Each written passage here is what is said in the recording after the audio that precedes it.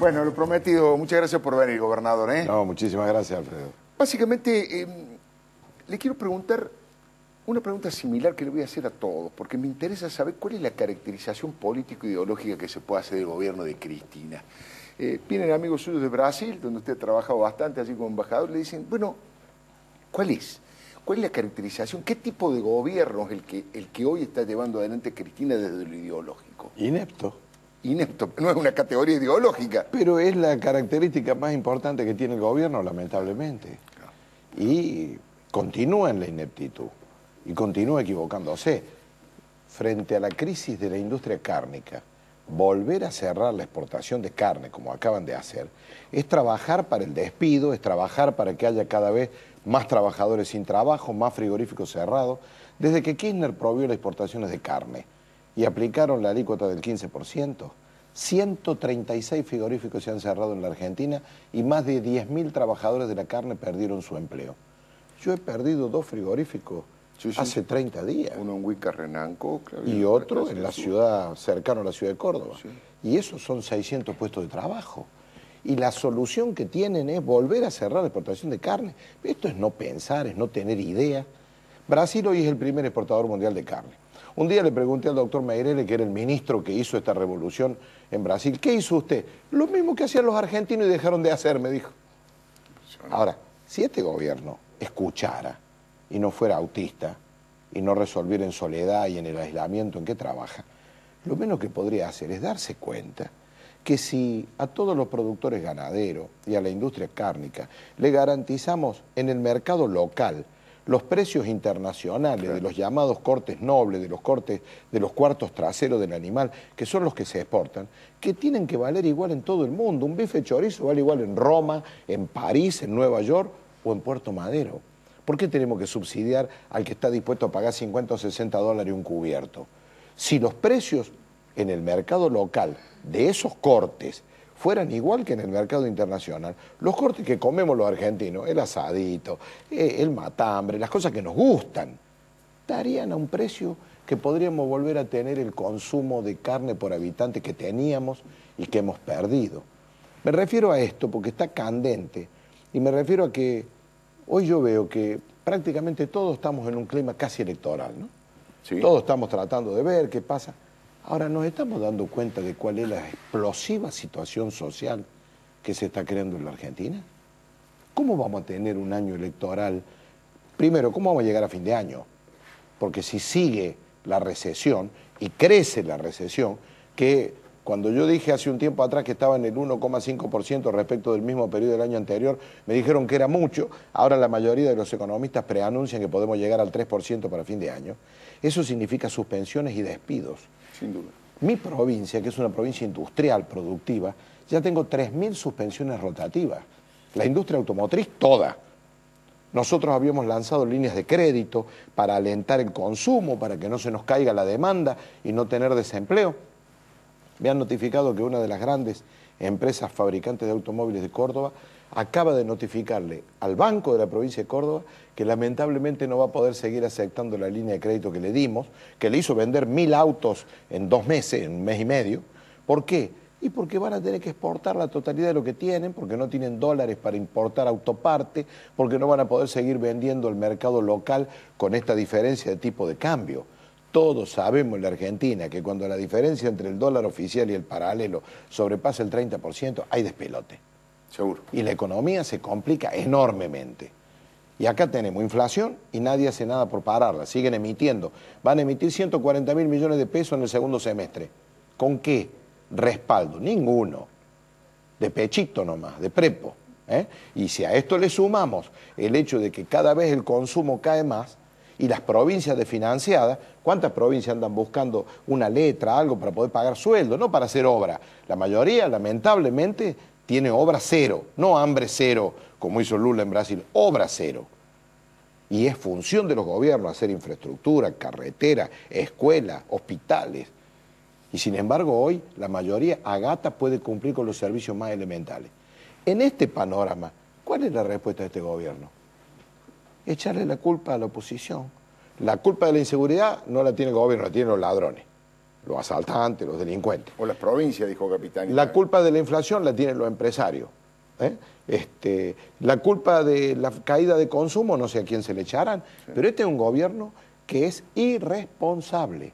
No lo digo peyorativamente, lo digo en el término de la palabra exacta. Que no se siente responsable de las cosas que están ocurriendo. Y yo quisiera que este gobierno termine bien, termine su periodo constitucional, no en medio de un conflicto social que comienza el jueves, porque los muchachos de la CGT no les gusta ir al paro, no tienen más remedio, no hay con quién hablar. En un país donde no hay diálogo, no se vive en democracia. La democracia no es solamente votar cada 4 años o cada 2 años, es sentarse a debatir, a compartir, acostumbrar a respetar cuando uno piensa distinto y acostumbrarnos a coincidir. No es malo coincidir, es bueno coincidir. Acá es pecado coincidir. Lamentablemente hoy la sociedad está en blanco y negro, no hay grises. Yo los otros días dije, es bueno que la presidenta haya mandado este proyecto de ley de los fondos buitres al Congreso. No dije que el proyecto fuera bueno. Que era bueno que lo haya. Era bueno que lo mande, como hubiera sido bueno que mandara el acuerdo con el Club de París, como hubiera sido bueno que mandara todo, porque la Constitución dice. Lo lamentable es que también hay cierta oposición que dice, nosotros no nos vamos a sentar a discutir. Entonces, si tenemos un gobierno autoritario que hace las cosas por sí mismo y tenemos cierto nivel de oposición irreductible, que ni siquiera quiere hablar, ¿qué dice el ciudadano? ¿Qué país me espera? ¿Quién va a construir la paz de mi país? Porque hoy lo que nos está faltando es paz. Hoy nos está faltando convivencia.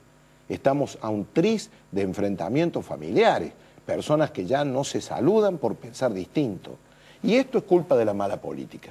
Perón decía, el pescado se pudre por la cabeza. Entonces significa que la responsabilidad mayor la tiene quien gobierna.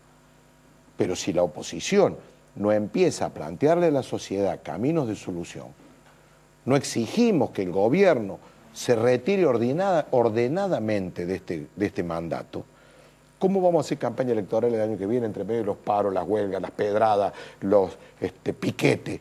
No va a ser fácil. El ciudadano tiene que tener la posibilidad de pensar, de analizar qué le propone cada candidato.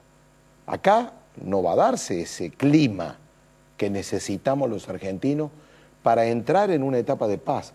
El próximo presidente tiene que ser un presidente que sea capaz de incorporar a los excluidos de esta década, que son muchos y que tienen tanto derecho como los que estuvieron incluidos a hacerse oír, a participar del país que viene.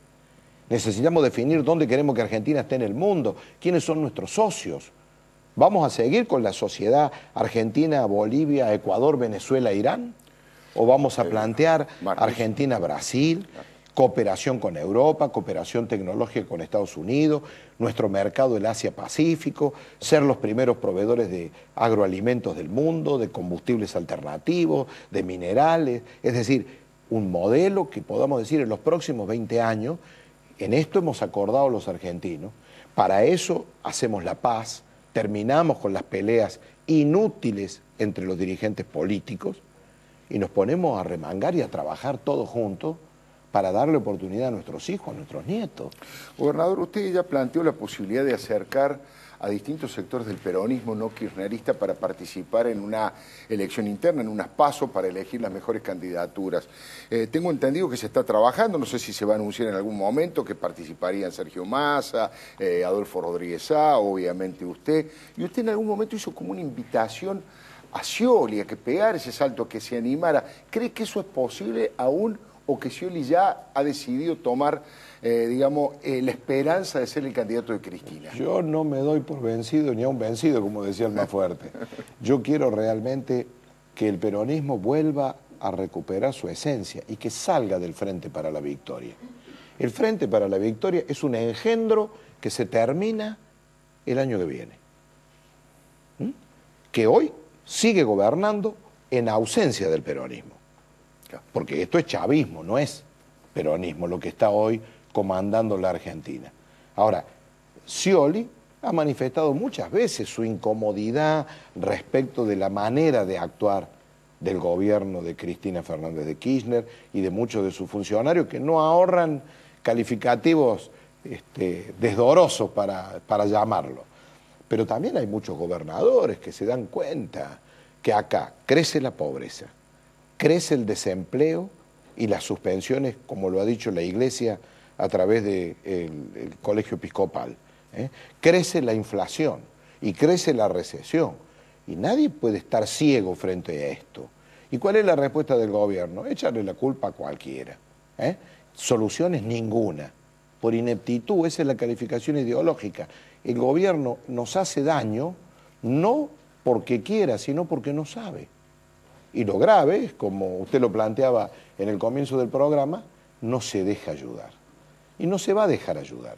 Ahora, si nosotros podemos, que muchos gobernadores que hoy han estado gobierno dependiente por la situación financiera de sus provincias, se den cuenta que en estas circunstancias van a terminar perjudicando a sus propias provincias, se van a perjudicar ellos como gobernantes, porque yo gobierno, Scioli gobierna, Scioli tiene que estar viendo lo que está pasando en la provincia de Buenos Aires. Está viendo que la situación social está explosiva. Está viendo, como la veo yo, que cada vez tenemos más demanda social, de ayuda social, porque cada vez son más los que quedan excluidos de la producción y del consumo.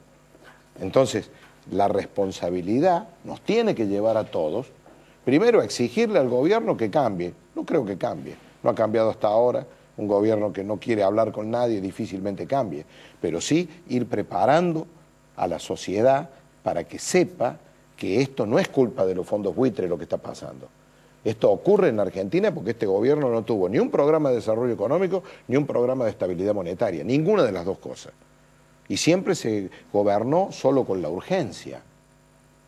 Ahora, hoy uno ve las últimas encuestas. Hoy hablé con Mariel Fornoni de Manager and Fit, que no es una encuestadora que trabaje para el gobierno. Ella me contó que Cristina ha crecido 6 puntos en intención de voto, o en imagen positiva, para decirlo con mayor precisión, producto de este enfrentamiento con los buitres, del 26 saltó al 32, y ella dijo, y yo coincido, que sigue conservando la centralidad de la política. Hoy Cristina es el eje de la política argentina. Le pregunto, es la presidenta si coincide, de la República. Claro. Sí, pero hubo otros presidentes de la República, como de la Rúa, por ejemplo, que aún con el cargo no lograban ni siquiera generar una agenda de iniciativa. En este caso... De la Rúa fue el símbolo del fracaso de alguien que supuestamente se había preparado para gobernar y cuando llegó dijo, ¿y ahora qué hacemos? Pero usted dice que la centralidad de Cristina es por la investidura, es por el rol. No me cabe duda, no me cabe duda. ¿No le ve condiciones, digamos, de conductora? No porque el país está como está. Y la principal responsabilidad es de ella. Y lo digo con todo respeto, pero creo realmente que ha gobernado mal y que sigue gobernando mal y que no tiene un equipo al lado que garantice que tenga el mínimo de gobernabilidad necesaria para salir de una crisis tan grave como la que estamos viviendo. La crisis no es solamente las tapas de los diarios, las denuncias de todos los días, que eso agrava el mal humor. Por supuesto. Porque cuando uno tiene un presidente procesado múltiple, un vicepresidente procesado múltiple, por un lado es un bochorno, claro. Por otro lado es auspicioso porque uno dice, bueno, la justicia no va a permitir la impunidad, claro. Y es bueno que así sea. Yo creo que los argentinos hemos logrado algo importante en estos años. Hemos logrado todos que los torturadores y los asesinos que crearon el terrorismo de Estado hayan sido enjuiciados. Sí. Pero ahora hay que lograr que los corruptos y sus testaferros y los corruptores también sean enjuiciados. Porque para la etapa nueva que vive la Argentina, cuando en una sociedad no hay culpables, todo el mundo está bajo sospecha. Y no se puede construir un país nuevo con dirigentes bajo sospecha. Es necesario que los responsables se haga justicia con ellos y que aquellos que no tienen responsabilidad en lo que ha ocurrido en todos estos años puedan decir, estamos en condiciones de reconstruir el Estado y de llevar adelante un proceso de unión nacional. Gobernador de la Sota, ha sido muy amable. Muchas gracias por haber venido. No, gracias, Alfredo. El gobernador de la Sota hablaba de más inflación, de más recesión, de los problemas económicos. Justamente José Antonio va a poner en su columna editorial esto de dar un paso cada vez más hacia la crisis.